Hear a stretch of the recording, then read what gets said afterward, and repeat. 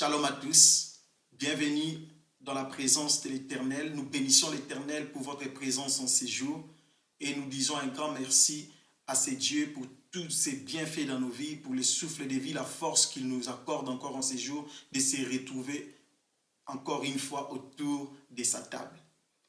Hier, nous avions parlé sur l'enlèvement de l'Église. Nous avions expliqué les 3 temps de l'enlèvement de l'Église. Les temps où la Sulamite apparaît comme la lune au temps de l'aurore, c'est-à-dire les temps de la grâce. Et le deuxième temps où la Sulamite apparaît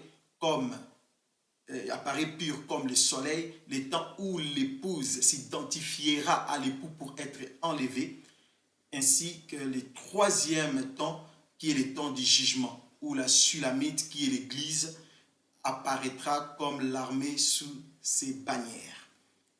L'Éternel est puissant, l'Éternel est vivant, le Dieu d'Alliance est avec nous.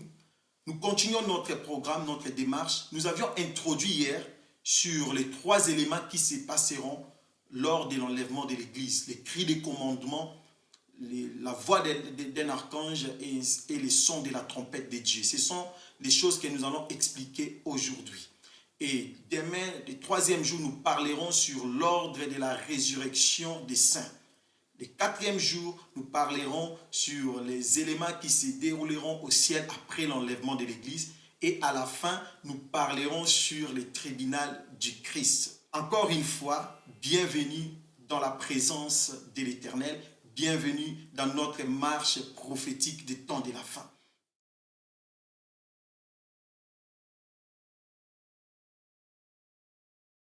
Aujourd'hui, si le monde se retrouve dans la confusion, l'Église corps du Christ possède les secrets de l'époux, car elle a le cœur du mari, la connaissance parfaite, la clé de la vie éternelle. C'est comme le prophète Daniel. S'il a pu bien prier dans Daniel chapitre 9, c'est parce qu'il avait la maîtrise de la connaissance du temps. Cela veut dire quoi, bien-aimé? Si on n'a pas la connaissance, la maîtrise de la connaissance du temps, on ne saura pas bien prier, on ne saura pas bien prêcher, ni garder, ni être posé ou calme devant les événements troublants qui se passent aujourd'hui dans le monde. Avant d'expliquer Matthieu chapitre 24, à partir du 1er verset jusqu'au 3e verset, avant d'expliquer les mouvements prophétiques qui se trouvent dans ces passages des Écritures, nous allons entrer d'abord dans la pensée prophétique pour expliquer la pensée cachée de l'Éternel derrière ces récits. Nous allons lire dans le livre de Daniel chapitre 12, les versets 2 à 4. La Bible déclare: plusieurs de ceux qui dorment dans la poussière de la terre se réveilleront, les uns pour la vie éternelle et les autres pour l'opprobre, pour la honte éternelle. Ceux qui auront été intelligents brilleront comme la splendeur du ciel, et ceux qui auront enseigné la justice à la multitude brilleront comme les étoiles, à toujours et à perpétuité. Toi, Daniel, tiens secrète ces paroles et scelle les livres jusqu'au temps de la fin. Plusieurs alors les liront et la connaissance augmentera. Nous allons encore lire un passage dans le livre d'Apocalypse, chapitre 22. Nous sommes dans la pensée prophétique pour nous éclaircir la pensée cachée de Dieu derrière ces récits. Apocalypse chapitre 22, verset 10. Il est écrit: et il me dit, ne scelle point les paroles de la prophétie de ces livres, car le temps est proche. Oui, bien-aimé dans les seigneurs, pour Daniel, l'Éternel lui demande à travers son ange de sceller les livres. De sceller les livres. Mais pour l'apôtre Jean, dans les temps de la fin, l'Éternel lui demande à travers son ange de ne pas sceller les livres. Cela explique comment l'Église possède la connaissance parfaite. Cela explique comment l'Église a la connaissance de l'époux, la connaissance des secrets de l'époux. Oui, je vais expliquer le mouvement prophétique de Matthieu 24. Mais nous allons lire, premièrement, Matthieu chapitre 24, les versets 1 à 3, pour expliquer ces mouvements prophétiques cachés derrière ces récits. La Bible déclare, Matthieu 24, 1 à 3, « Comme Jésus s'en allait, au sortir du temple, ses disciples s'approchèrent pour lui en faire remarquer les constructions. Mais il leur dit, « Voyez-vous tout cela? Je vous l'ai dit en vérité. Il ne restera pas ici pierre sur pierre qui ne soit renversé. » Le verset 3. Il s'assit sur la montagne des Oliviers et les disciples vinrent en particulier lui faire cette question. « Dis-nous, quand cela arrivera-t-il et quel sera le signe de ton avènement et de la fin du monde? » Oui, bien-aimés, Jésus-Christ était déjà dans les temples. Les disciples ont fait remarquer la construction du temple lorsque Jésus-Christ sortait du temple. Pourquoi cela? Nous allons comprendre cela dans le livre de Lévitique, chapitre 14, les versets 34, les versets 38, ainsi que les versets 42. Lévitique, chapitre 14, les versets 34.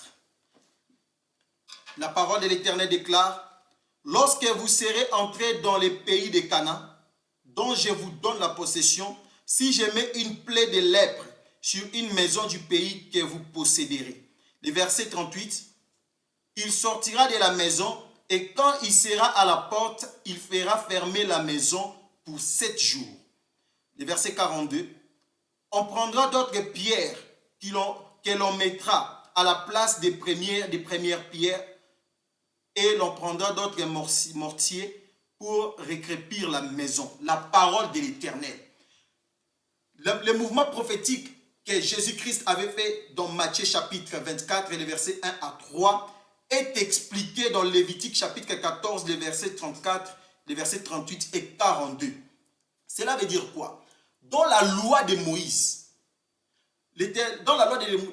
lorsque l'Éternel frappait une maison de la lèpre, le propriétaire de la maison allait voir les sacrificateurs. Et lorsque les sacrificateurs arrivaient dans la maison, toutes les personnes qui se trouvaient à l'intérieur de la maison devaient sortir à l'extérieur. Et le sacrificateur entrera dans la maison pour faire les constats ou examiner où se trouve la lèpre. Lorsqu'il sortira, c'est alors qu'il fermera la maison pour 7 jours pour la purification de la maison.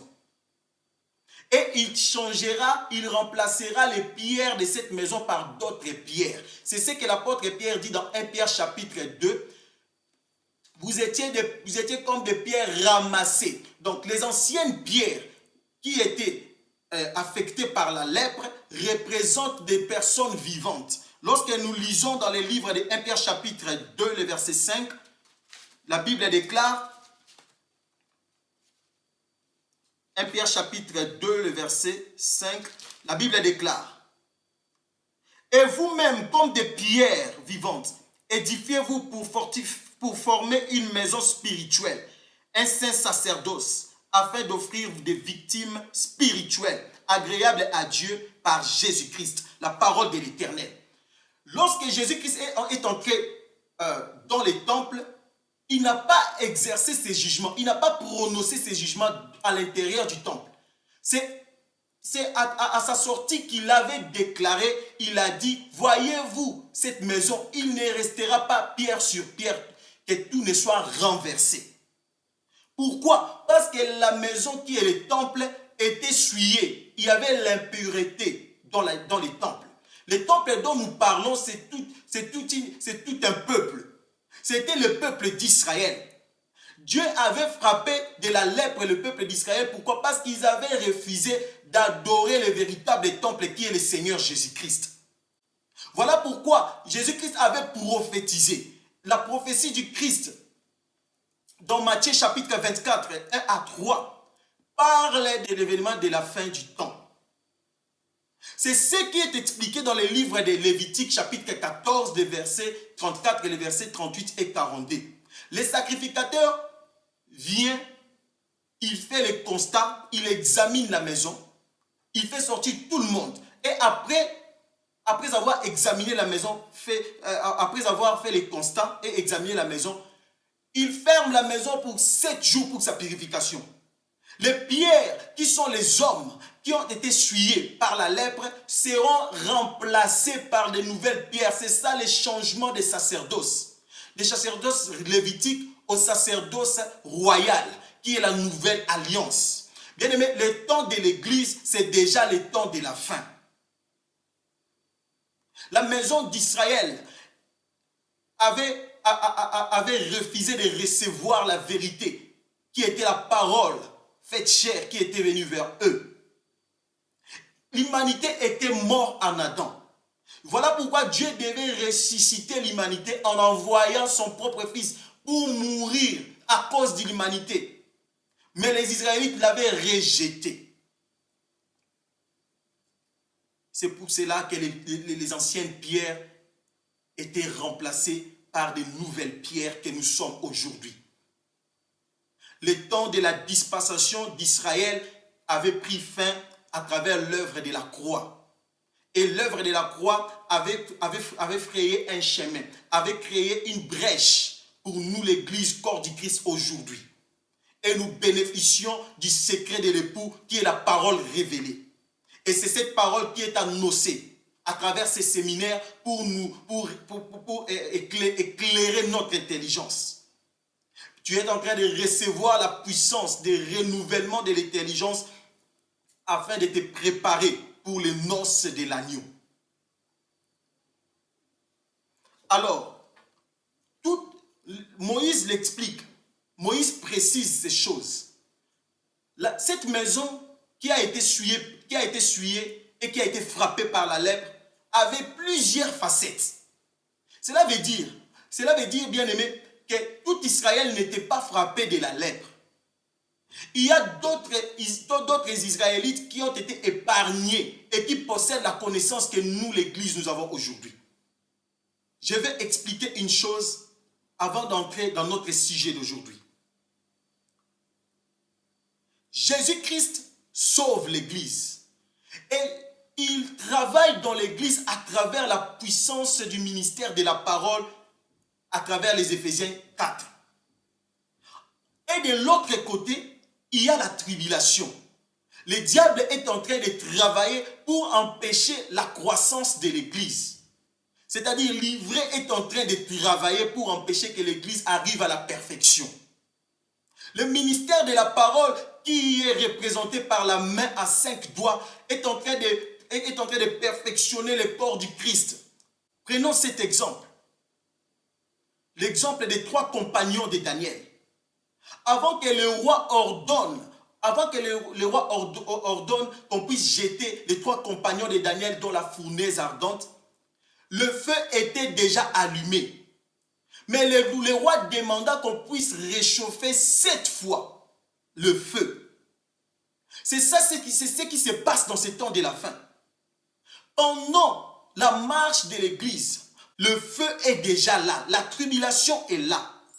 Mais lorsque l'Éternel reviendra nous prendre avec lui, lorsque nous serons enlevés, le feu sera multiplié jusqu'au 7e degré. C'est ça la grande tribulation. Réveillons-nous, bien-aimés. L'époux est à la porte. Il revient prendre son église. Parlons maintenant des 3 éléments qui se dérouleront pendant l'enlèvement de l'église. Nous allons lire dans le livre des 1 Thessaloniciens, chapitre 4, les versets 16 à 17. La Bible déclare: car le Seigneur lui-même a un signal donné à la voix d'un archange et au son de la trompette de Dieu, descendra du ciel et les morts en Christ ressusciteront premièrement. Verset 17. Ensuite, nous les vivants qui serons restés, nous serons tous ensemble enlevés avec eux sur des nuées, à la rencontre du Seigneur dans les airs.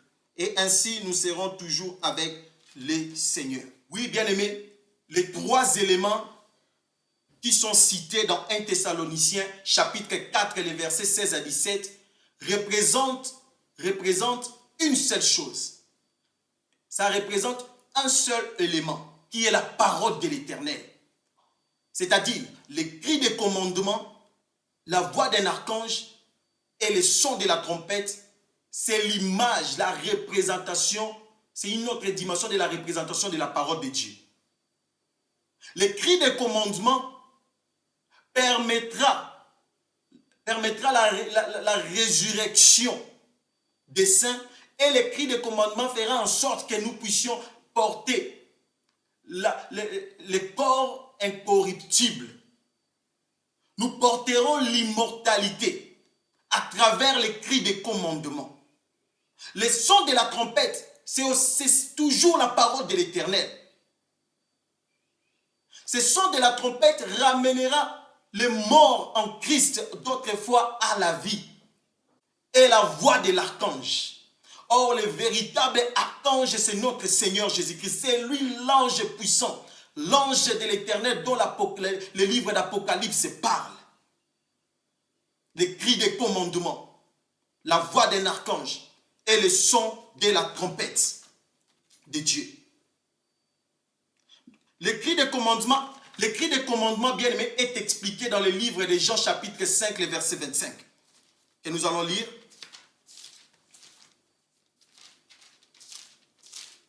Jean 5, le verset 25. La Bible déclare: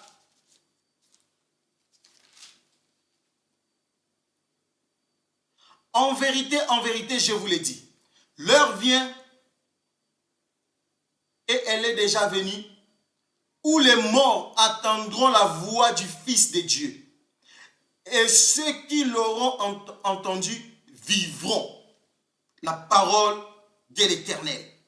Oui, bien-aimés, les morts en Christ entendront la voix des fils de Dieu. C'est ça, le cri de commandement, le son de la trompette et la voix d'un archange. Cela ramènera les morts en Christ à la vie et perfectionnera le corps. Nous allons lire dans les livres d'Apocalypse pour éclaircir ces choses. Apocalypse chapitre 1, le verset 10. Apocalypse chapitre 1, le verset 10. La Bible déclare: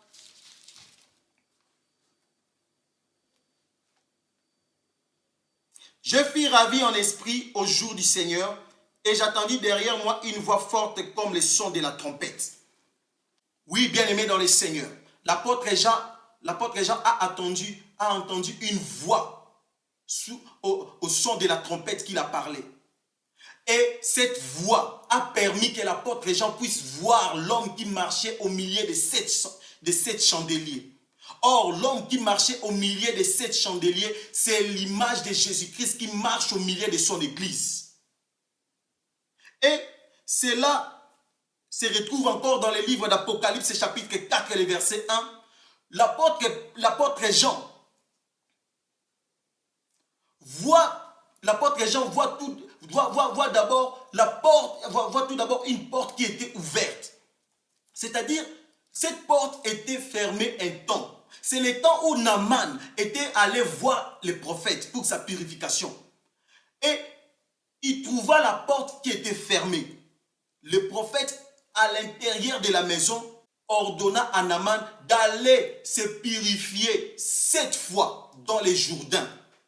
C'est ça la purification de l'église. Naaman est l'image de l'église. Et le véritable prophète qui ordonna à Naaman d'aller se purifier dans les Jourdains 7 fois. C'est le véritable prophète, c'est Jésus-Christ notre Seigneur. Naaman, tu dois aller te purifier dans les Jourdains. Les Jourdains aujourd'hui représentent la parole de Dieu, le ministère de la parole que nous écoutons aujourd'hui. Cette parole doit changer nos vies. Cette parole doit transformer ta vie, doit t'amener à la perfection pour que tu puisses bénéficier des noces de l'agneau. Et après avoir été purifié, Naaman retourna vers les prophètes. Et lorsqu'il retourna, il trouva la porte qui était ouverte. Aujourd'hui, le ciel est fermé, bien-aimé. Pour que l'église atteignent la purification totale, la purification doit se terminer pour permettre à la porte de s'ouvrir. Or, la véritable porte, c'est Jésus-Christ. Naaman trouva la porte ouverte et il bénéficia de la puissance et de l'amour du véritable prophète qui est Jésus-Christ de Nazareth. L'Église est contrôlée par la puissance du véritable homme qui marche sur les sept chandeliers. Dans ces temps de la fin, il y a des événements qui se passent et d'autres événements plus graves qui vont se passer. Pour que l'Éternel revienne prendre son Église. Voilà pourquoi la Bible déclare que l'iniquité sera accrue pour permettre maintenant au véritable époux de revenir prendre sa femme. Mais lorsqu'il reviendra prendre sa femme, il y aura premièrement les cris de commandement, la voix d'un archange et le son de la trompette qui est la manifestation de la puissance de la parole de Dieu qui ramènera les morts à la vie et rassemblera tous les saints et il y aura la disparition. Si nous prions aujourd'hui, si nous gênons aujourd'hui, si nous prêchons l'évangile aujourd'hui, c'est pour participer aux noces de l'agneau. C'est pour bénéficier de l'enlèvement. Oui, bien-aimés, l'Éternel souffle un vent nouveau au sein de son Église à travers ces séminaires prophétiques. Les yeux de plusieurs s'ouvriront à travers l'écho de la voix de l'Éternel parce qu'il est en route. Il vient nous récupérer, nous prendre avec lui. Et au retour de Naaman, il ne va pas toquer à la porte parce qu'il trouvera la porte ouverte. C'est-à-dire, Christ va quitter les ciels et il descendra pour nous récupérer, nous prendre avec lui. Et après l'enlèvement, le temps de l'Église sera fini. Nous allons lire dans les livres de 1 Corinthiens chapitre 15, des versets 20 à 22. 1 Corinthiens chapitre 15, des versets 20 à 22.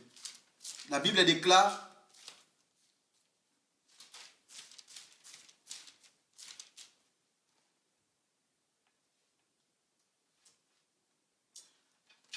« 1 Corinthiens chapitre 15, des versets 20 à 22. » La Bible déclare: « Mais maintenant, Christ est ressuscité des morts.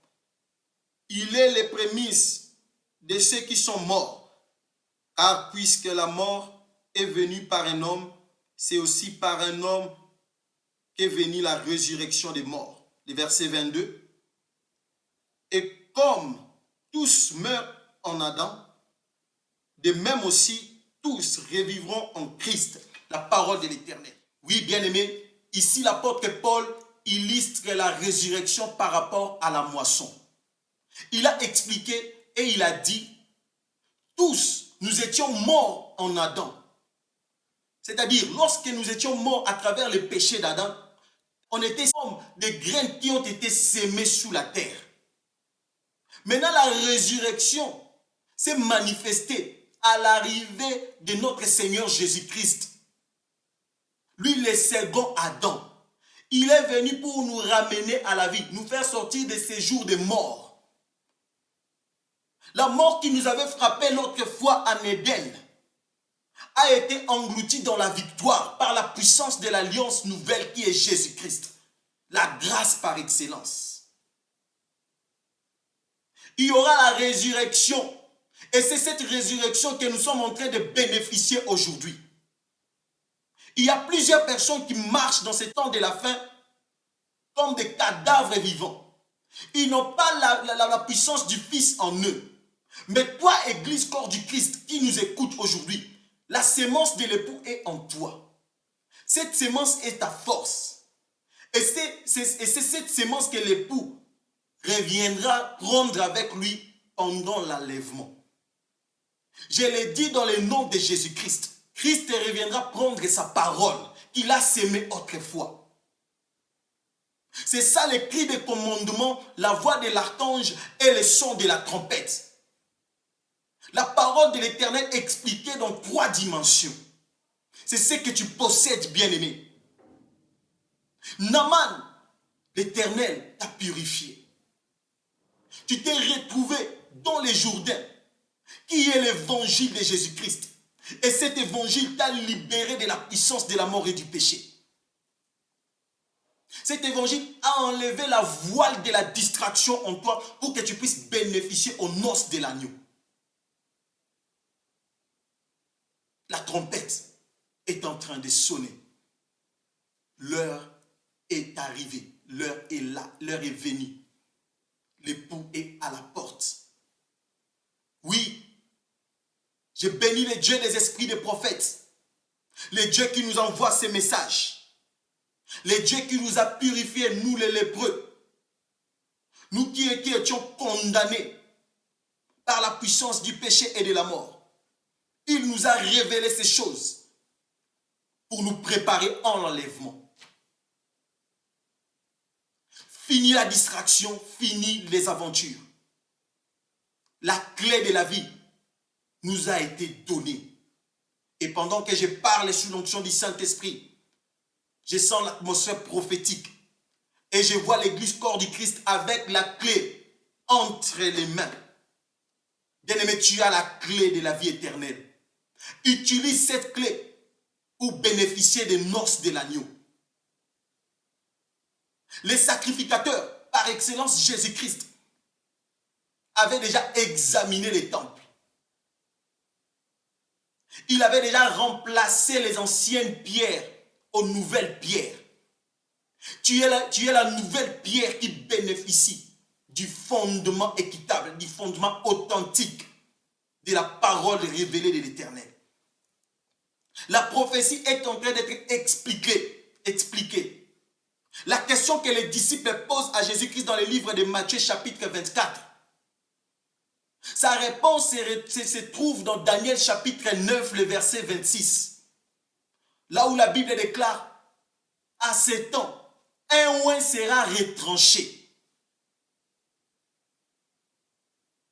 Oui, bien-aimés, nous sommes arrivés à ce temps. Nous allons vous expliquer, nous allons parler sur le ministère des deux oints. Nous allons parler du trône blanc. Nous allons parler de l'Armageddon, de Gog et Magog, pour nous faire comprendre ces réalités. Demain, nous allons placer la résurrection en ordre. Pendant que je parle, merci Saint-Esprit, je vois la lumière de l'Éternel vous affecter là où vous êtes. Et cette lumière est en train d'enlever les écailles sur vos yeux. L'Éternel, le Dieu des esprits des prophètes, fait un service spécial dans ta vie, toi qui nous suis en ces jours. Et je vois sur ton front les doigts de l'Éternel, qui est le ministère prophétique, en train d'écrire renouvellement de l'intelligence. Merci Seigneur pour le sceau de ta vérité. Merci Seigneur pour le sceau de ta puissance. La marque de la bête que tu avais reçue spirituellement. Par ignorance, je vois la main de l'Éternel ôter cela en toi. L'Éternel t'enlève le masque que le diable t'avait fait porter pour t'identifier dans le monde des ténèbres.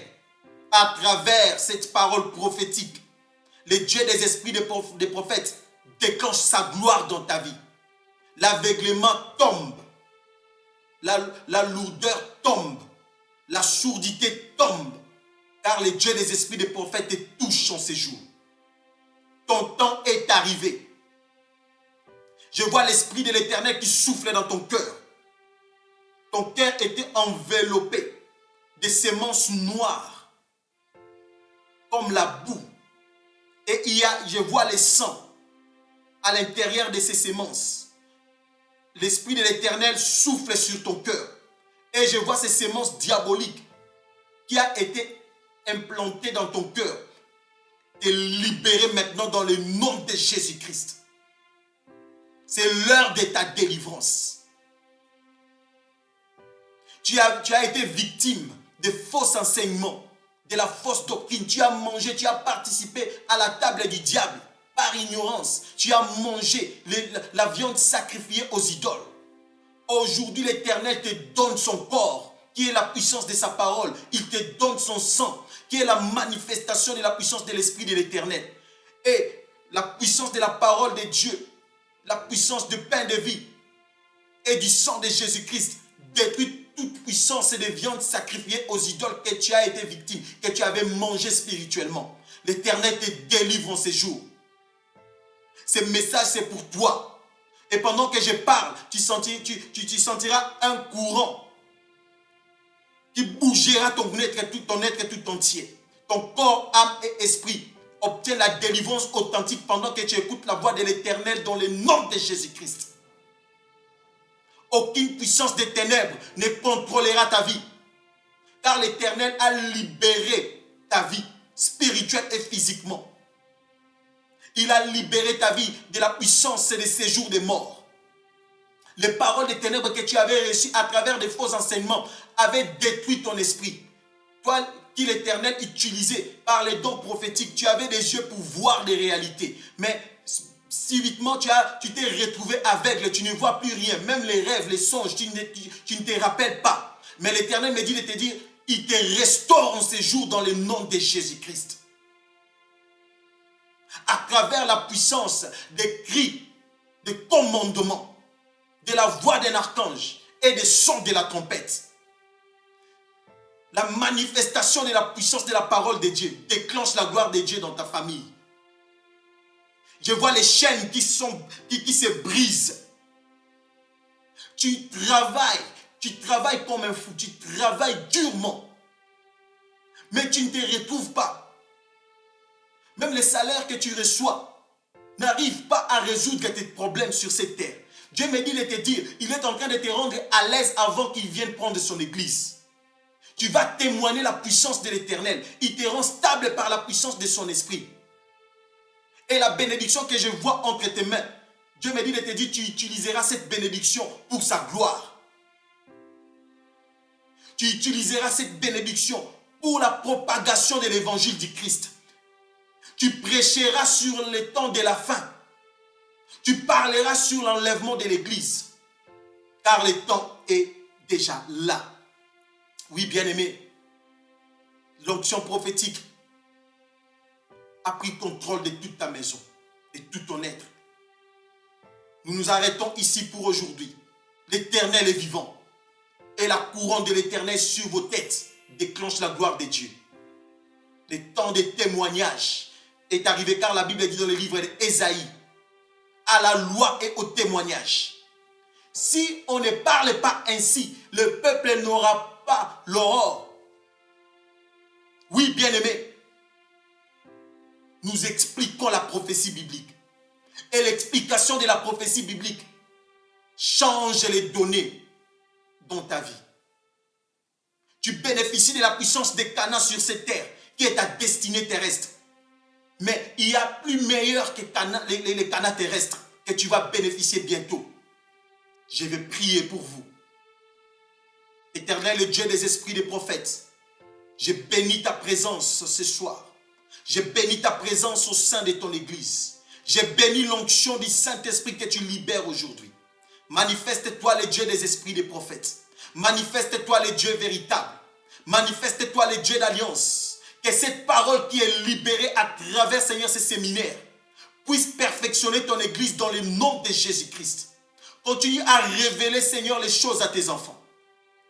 Yahweh, tous les services que tu fais, laisse que cela soit concrétisable au nom de Jésus-Christ au sein de ton église. Que ton peuple te témoigne dans le nom de Jésus-Christ.